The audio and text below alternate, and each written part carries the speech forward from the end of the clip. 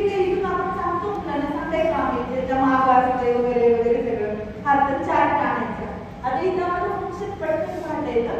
This is the lens. आता सगळ्यांना आपल्याला लेन्स वगैरे म्हटलं की तिला काचचे वस्तू मेड बाय द ग्लास वगैरे आपण म्हणू शकतो, पण नाही. This is the crystalline protein lens. ती प्रोटीन पासून बनवलेली लेन्स आहे. कोणत्या टाइपची लेन्स आहे? तर लेन्स आम्ही आधी मुलांना शिकवलेले की convex lens. What is the function of convex lens? It forms the image real and inverted.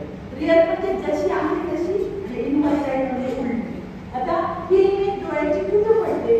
तर this is the most important part of the retina. आता रेटिना आपल्याला कुठे आहे बघायचे तेही सांगता येते पटकन. रेटिना म्हणजे काय? त्याला आपण दृष्टिपटल म्हणतो आणि त्याच्यावरच सगळं महत्त्वाचं आहे आपलं. रियल आणि इन्व्हर्टेड. रियल मीन्स तशी इमेज आहे तशी आपल्याला मिळाली आणि इन्व्हर्टेड म्हणजे उलटी मिळाली. पण आता आपण त्या डोळ्यांनी सगळं सरळ करतो. म्हणजे असं कसं होतं? म्हणजे इथं फंक्शनिंग दाखवता येतं की ॲक्च्युअली काय होतं. हा retina, this part is retina. या पार्टला रेटिना म्हणतात. This is made by two types of cells. दोन टाइपच्या सेल्सनी तो बनलेला आहे. Electrical sale.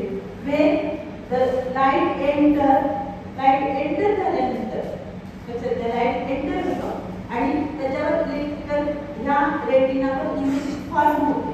ही इमेज कशी आहे? रियल आणि inverted.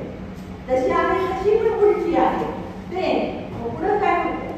This image is converted when the light emits the electrical signal is generated.